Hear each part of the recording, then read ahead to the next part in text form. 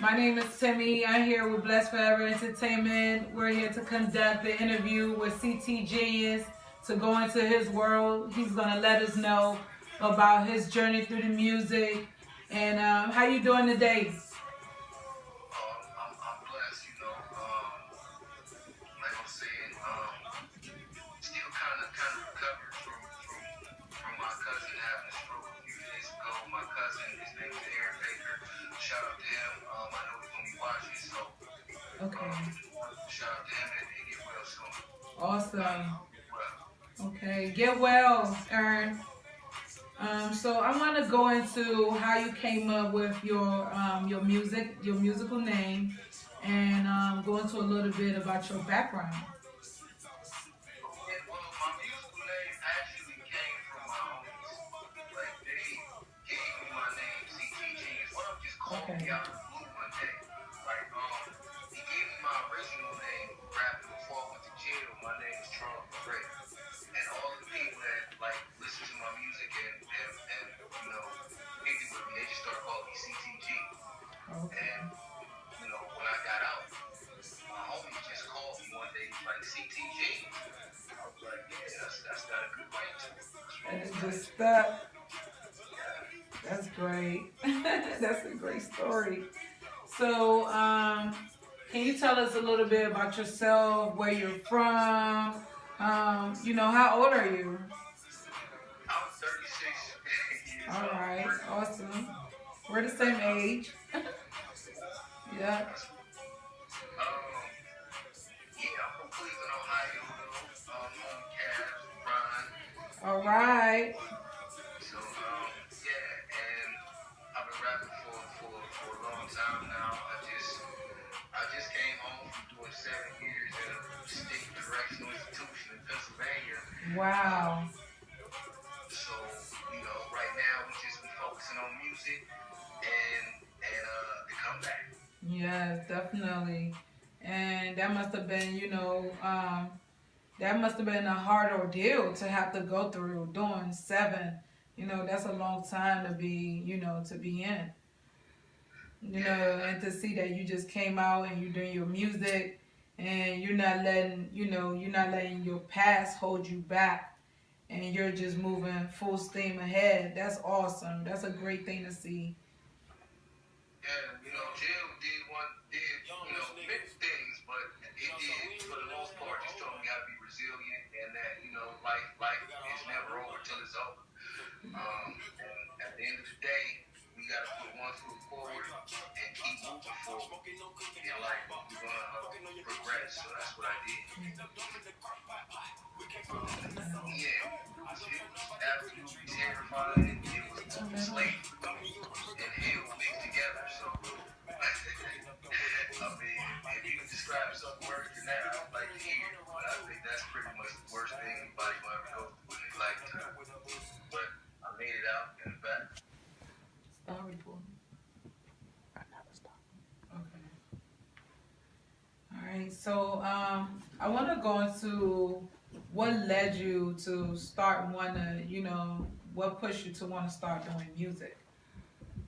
Well, I started doing music when I was very young. I think I saw my first rap wrote when I was about 25, 24 years old, and I was looking through papers at my mom's house, and I saw something I wrote when I was like 9 years old, and it almost kind of I almost couldn't believe it, but That's I've been right. like I've been writing for a long time. I used to come home from school and watch like Rap City and Yo MTV Raps back when they had that, and that's just what inspired me. Those are the people I looked up to.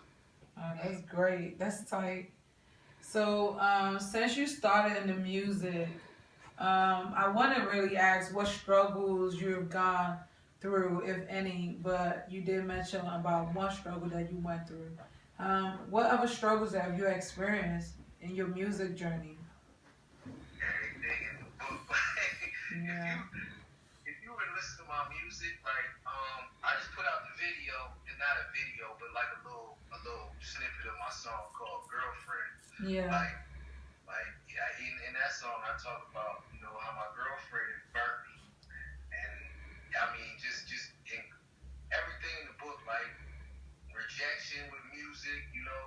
Yeah. Um, um, Success with music, and then falling completely off because I went to prison and having to come back and reestablish myself. That's been like a tough thing. And I ain't gonna say it's the toughest thing because at the end of the day, good music shines through, and it may not be the same fans I had, or it may not be the same followers I had, or it might not be the same people that like my music. That's cool. Right. People are still gonna like it because it's actually good music. But struggles, man, I think the biggest struggle for anybody, for any independent artist, is coming up with that bread it takes to really make something happen, really make something shake, you know? Yeah. I think a lot of artists go through that, money. I mean, it's just not in the music industry or in the music world for artists. Money is a big thing, period, trying to survive and to live in the world. And then when you're trying to do music on top of it, it just become like twice or three times as hard because you still have to take care of your personal and you still have to do your studio time, pay your engineer to mix your music, promotion and all those things. Yeah, I mean, it's tough even to this day because, I don't know if people know, but I still got a day job. I work at least 8 hours, 9 hours every day, and then come home and start doing this music. So Wow. it's super tough because you got to do that, and they expect 100% out of you from there.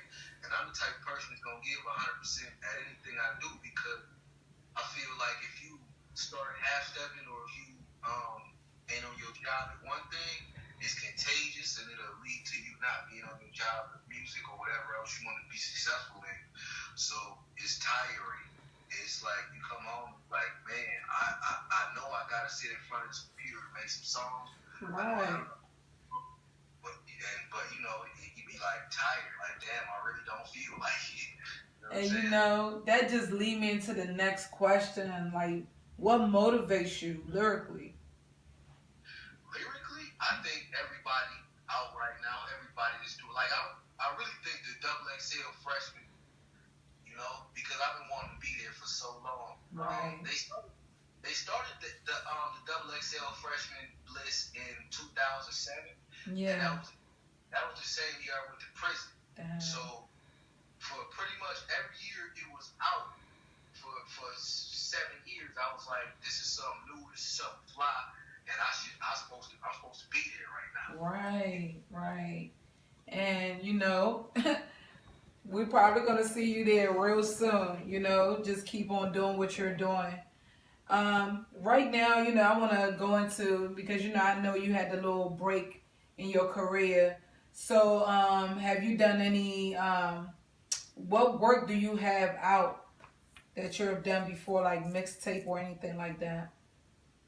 Before I went to jail, I put out 8 projects. I Wow. had, yeah, because me and my friends started a record label in college. It was called 2010 Music, and we put out 2 albums before we left college. From there, that's when we started working on my solo career, Okay. and I put out. Let me see. I put out a mixtape called Strictly for the Streets. I put out a mixtape series called Fuck a Deal up until Fuck a Deal 3. Okay. And then I was working on, I had a couple other mixtapes out here in the city that other people put out for me. And I was working on like the mixtape or the album that was going to really set me apart. I started to really, really get a lot of buzz in the city. And at that moment, that's when things started to fall apart and I went to prison. Wow, that's sad. But you're bouncing back real good. Yeah, I think like the last project I put out was called All Year Summer. I put that out in October of 2016, and Yeah. that actually, like, we sold physical copies of the albums and things that I was putting out before I went to prison because the internet wasn't so big. There wasn't like the SoundCloud, like there wasn't an Instagram, Facebook wasn't really big. iTunes wasn't really big, so it was all about selling physical copies back then. Right. And this project, I didn't sell physical copies of it. I put it on SoundCloud, and I did videos for it. And videos got the best response out of anything I ever did before in my life. That's awesome. That's great to hear. So go ahead. That was a blessing. Yes. So I've seen a couple of your videos, and I've been really into your work, and I just know it's real sexy, it's hot, it's just I just love it, and it's just different from everything else that I listen to, so that's what really drawed me towards your direction. So I want to ask you about what project that you're working on right now. Right now, I just left the studio at 7 o'clock, finishing up All Year Summer 2, which is actually going to be an album. All right. The first one was a mixtape over a lot of industry beats and things you might have heard before. Yeah. But this is going to be an album. I put together, I think, a unique sound, something that not everybody is doing, and I think people are really going to like it. Okay, that's awesome. I can't wait. I'm going to be looking real forward to that. So, can you tell us about all your social media outlets and all the different outlets where we can hear your music? Well, right now, I'm on Instagram is the biggest thing for me. Instagram and YouTube. YouTube is really the biggest thing. Okay. But Instagram comes next. YouTube is CTGenius. That's my page. You can go there and check out all the videos I put out. Instagram is CTGenius_1K. You can go there and check out, all the snippets of the videos and little videos I make just for Instagram, and little funny memes, and kind of get into my personality and what I'm about, things like that. But the main thing is my website, www.ctgenius.rocks. All right, that's awesome. Yeah, and thank you. And from there, what you can do is you can go to every one of my social media sites from www.ctgenius.rocks. You can check out exclusive photos that aren't anywhere else on the internet, and you can check out exclusive music that I haven't released anywhere. So that's the biggest thing. You can go read about me, my story, my book, and really kind of get to know me without talking to me like you're talking to me right now. Okay. Yeah, that's a superb thing. I'm actually going to take advantage of that. I actually started exploring, but I didn't really finish exploring. So I'm going to go back and explore the whole entire page and just get to know you a little bit better, even from the interview.